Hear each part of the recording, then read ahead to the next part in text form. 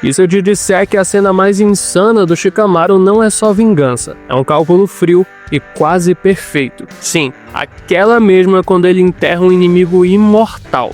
Para muita gente, isso foi pura burrice. Ele decidiu enfrentar um inimigo imortal sozinho, com um plano que, por mais que genial, tinha grandes chances de não funcionar se qualquer coisa desse errado.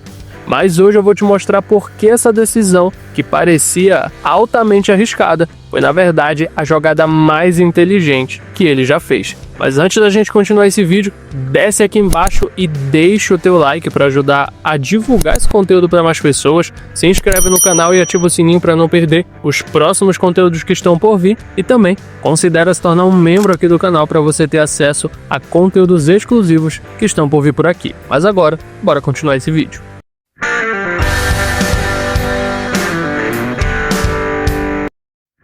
Fala meu nerd, eu sou Mikael e sejam bem-vindos a mais um vídeo aqui no Reinado Nerd. Ele enterrou um inimigo imortal, e por mais absurdo que isso soe, foi exatamente a jogada mais lógica que Shikamaru poderia ter feito. Nesse vídeo eu vou te mostrar como uma decisão que todo mundo rotulou como burrice, ou pelo menos algumas pessoas, na verdade, era a única solução prática contra um adversário que simplesmente não podia morrer. Vamos passar pelo contexto histórico, pelo peso emocional desse momento, pela técnica, pelo plano completo que Shikamaru montou e principalmente por que essa estratégia funciona. Aqui você vai entender não só o que ele fez, mas por que aquilo era a melhor opção que ele tinha.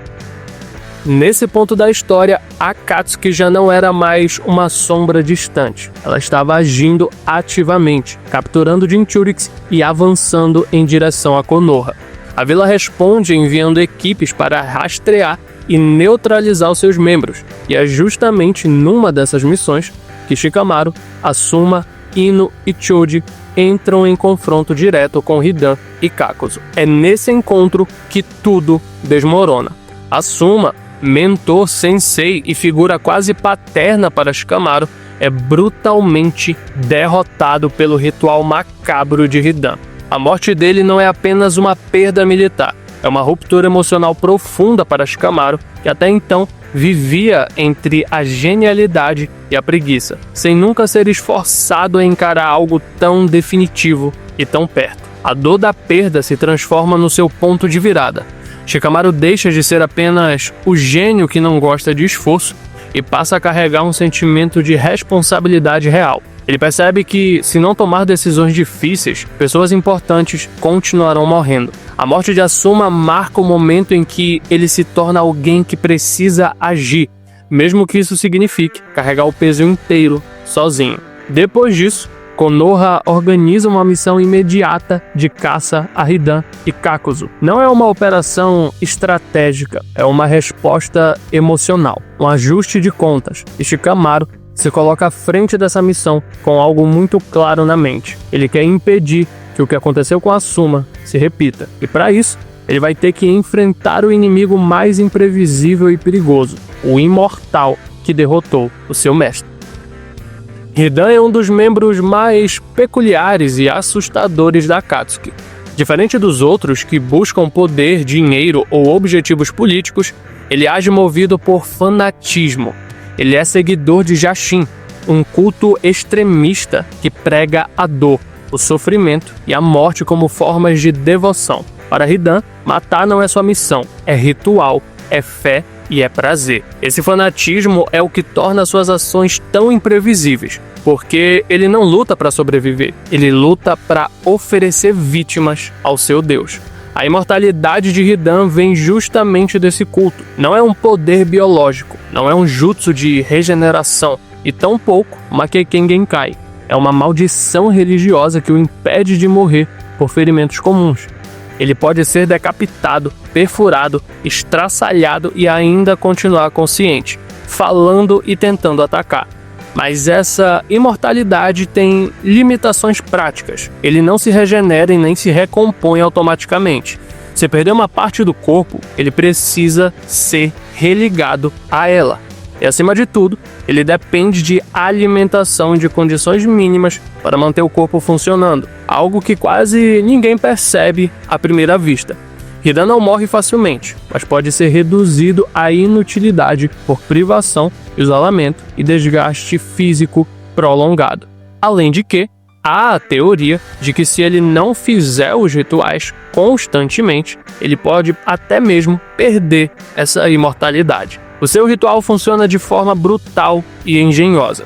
Primeiro, ele precisa ingerir o sangue da vítima, depois desenhar no chão o símbolo de Jashin e entrar nele. Quando isso acontece, ele assume aquela forma esquelética, preta e branca, o modo ritualístico. A partir daí, qualquer dano que ele causar a si mesmo é transferido diretamente para a vítima ligada pelo sangue. Ele se apunhala para matar o outro, ele se corta para cortar o outro, e tudo que ele faz contra si atinge diretamente o seu oponente. É literalmente um jutsu de maldição.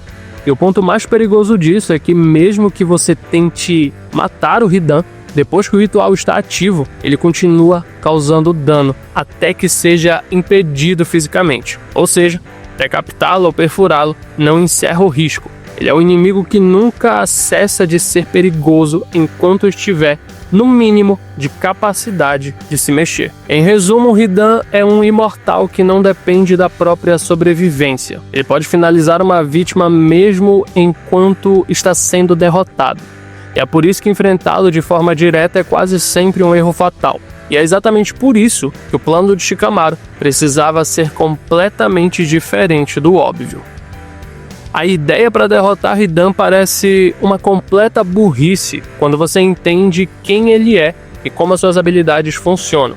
A imortalidade dele não é metafórica e nem exagerada. Ataques normais simplesmente não fazem efeito duradouro. Ele pode ser perfurado, explodido, queimado, ter membros arrancados e até ser decapitado, e mesmo assim continua consciente, falando e ameaçando, tentando atacar. É um inimigo que não perde a capacidade de lutar só porque você destruiu o corpo dele, e isso já torna qualquer tentativa de execução diretamente algo praticamente inútil. Mas o problema vai além. Hidan não está sozinho, ele faz dupla com Kakuzu, um monstro que literalmente tem vários corações e pode se reconstruir quase indefinidamente. Mesmo se você conseguisse lidar com a imortalidade do Hidan, Kakuzu estaria ali para remendar, reanimar ou recuperar o parceiro. A Akatsuki, como organização, também tem recursos para restaurar os membros danificados. Ou seja, destruir o corpo do Hidan não significa tirá-lo do jogo. Sem uma solução definitiva, ele sempre poderia voltar. Existe ainda o lado emocional. Shikamaru queria vingança, e lutar movido por vingança é uma das decisões mais perigosas que o ninja pode tomar. A dor pela morte de Asuma poderia ter nublado o raciocínio dele, o feito agir por impulso e jogado seus companheiros em risco. Quando alguém está nesse estado, tentar derrotar um inimigo, ainda mais esse inimigo sendo o mais cruel e imprevisível da Akatsuki, se torna não apenas arriscado, mas quase kamikaze. E por fim, há o risco tático mais óbvio. Hidan se alimenta da dor. Ele gosta do sofrimento, gosta de prolongar a tortura, e quanto mais causa existe ao redor dele, mais perigoso ele fica. Enfrentar um inimigo assim no calor do combate, onde qualquer erro ativa o ritual dele, é pedir para ser morto com seu próprio golpe. Cada segundo lutando contra o Hidan é um segundo que ele pode transformar qualquer ferimento em uma morte certa para o oponente. Por isso, encarar Hidan de frente com a ideia de simplesmente derrotá-lo, à primeira vista parece ser uma decisão meio burra, desesperada e fadada ao fracasso. Mas é justamente nesse cenário impossível que o plano de Shikamaru se destaca, porque ele percebeu que Hidan não precisava morrer para deixar de ser uma ameaça. A execução do plano de Shikamaru foi fria, calculada e cirúrgica. Nada ali foi improviso emocional, embora toda a raiva pela morte de Asuma estivesse presente. Primeiro, ele garantiu a separação dos inimigos. Enquanto o resto da equipe lidava com Kakuzu e ocupava sua atenção, Shikamaru arquitetou a situação que permitiria puxar o Hidan sozinho para o local que ele já tinha preparado. Essa divisão não foi um acaso, foi pré-requisito para que a armadilha funcionasse sem que o parceiro de Hidan interferisse ou curasse o corpo do colega no calor do combate.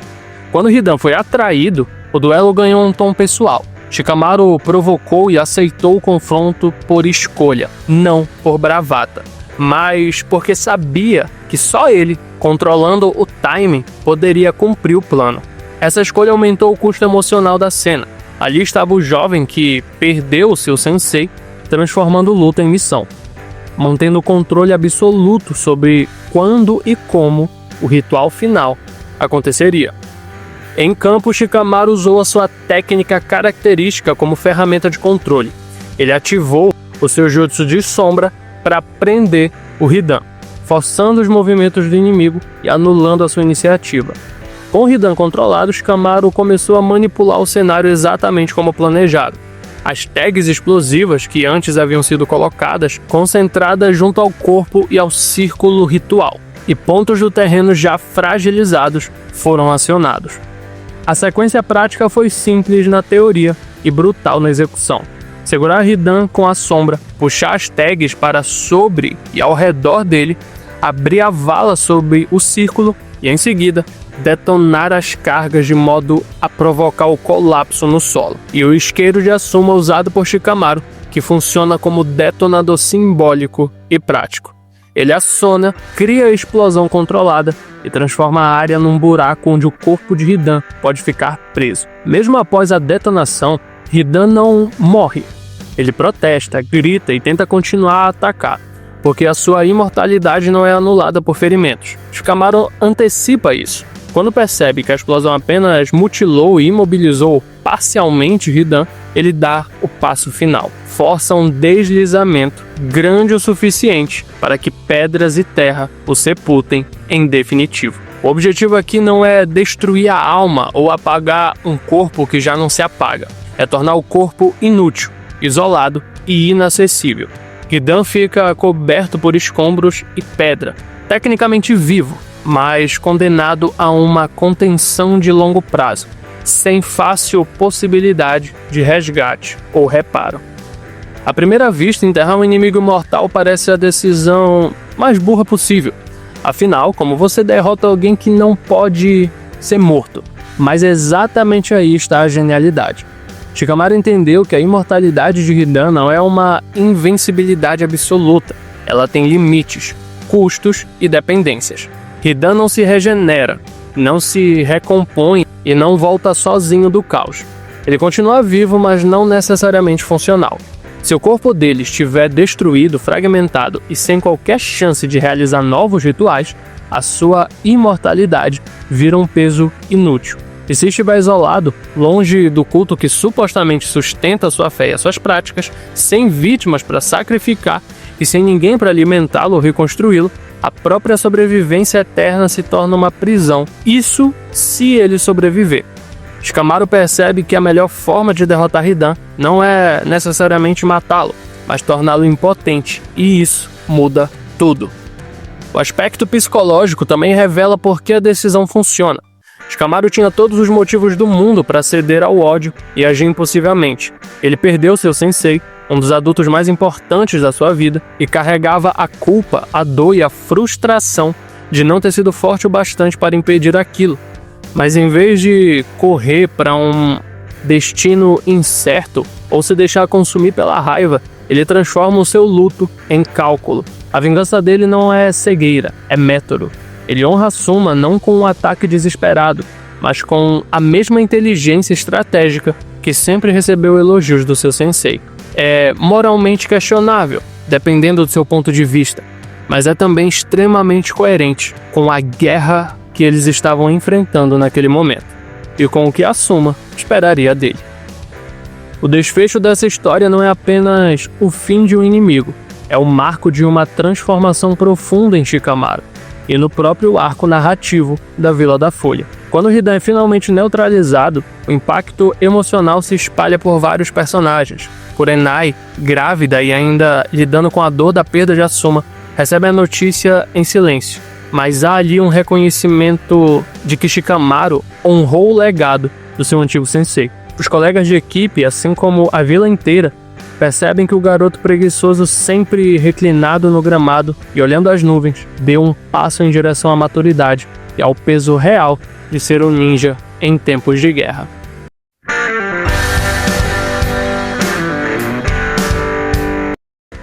No fim dessa análise, a decisão que parecia completamente burra, na visão de alguns, enfrentar sozinho um inimigo imortal, incapaz de morrer mesmo quando despedaçado, revela-se a única escolha verdadeiramente inteligente que Shikamaru tinha. Ele não tentou acabar com a vida de quem não podia perdê-la. Ele tentou entender o impossível, mapear suas limitações e transformá-las em uma prisão permanente. E é essa a inversão de perspectiva que faz toda a diferença. A genialidade não estava em derrotar Hidan pela força, mas em derrotá-lo pela lógica. Mas é isso aí. O que você acha de todo esse arco, de toda essa redenção do Shikamaru, de toda essa estratégia e das atitudes que ele tomou? Comenta aqui embaixo, eu quero muito saber a sua opinião. E caso você ainda não seja inscrito, se inscreve aqui no canal para você não perder os próximos conteúdos que estão por vir e clique em um desses vídeos que está aparecendo na tela que eu tenho certeza que você vai curtir. Mas é isso aí, a gente se vê no próximo vídeo.